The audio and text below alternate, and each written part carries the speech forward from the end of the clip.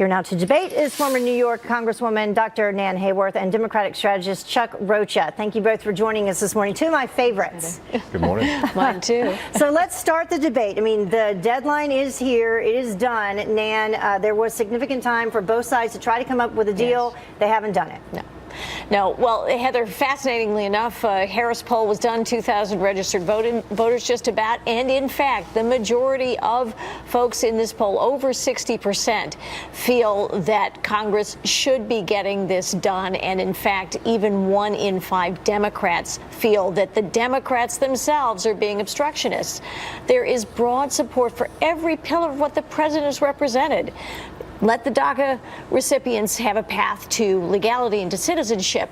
Make sure we're securing our borders. Let's end irrational chain migration, and let's end the visa lottery. There's broad support for that, Heather. So, Chuck, let me ask you about that Harris poll specifically. We put up there on the screen the majority of people who want some sort of solution right there in exchange for a merit-based system. But this is also interesting. The same poll, as Nan just mentioned, showed that nearly 1 in 5 Democratic voters think Democratic lawmakers don't want to find a solution. Do you agree with that?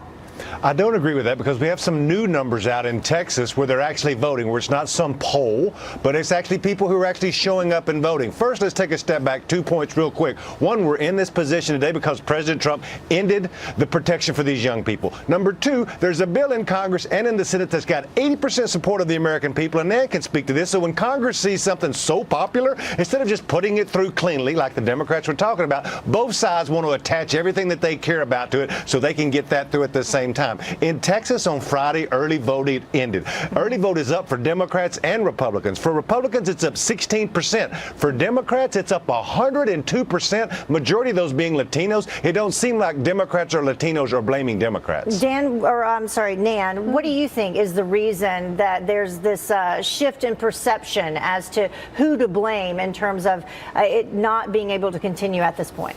Well, you know, I think, Heather, when the president puts on the table very openly and enthusiastically that he wants DACA recipients to benefit from being in this country, that he wants to be compassionate toward them, and when the leading bills in both the House and the Senate offer that pathway, the Democrats should embrace it, and yet they are not. They are hung up on the fact that they oppose the ending of the visa lottery, which most Americans, again, feel should be ended, or they can't see their way toward limiting chain migration instead of in favor of merit, even though a majority of Americans support it. So I think the Democrats are taking a real political risk on this. And Chuck, maybe not in certain districts in Texas, but certainly across the country, I think this is a dangerous political calculus. But the other side of the coin, Chuck, would be that this could benefit, as Nan was just pointing out, Democrats in terms of the upcoming elections. So is this a strategic move to kind of put it on the back burner so they can still use it as a topic moving forward? You know, I'd hate to think that, having been the president of the largest Latino-owned firm in the country, my firm, I'd hate to think that. I do know this, that 70,000 Latinos turn 18 every month, U.S. American citizens like me, and they all grew up with these dreamers, with people who looked and act just like them, except they were probably brought here as a child. I think this will resonate with voters as we go, but we shouldn't be playing politics with people's lives.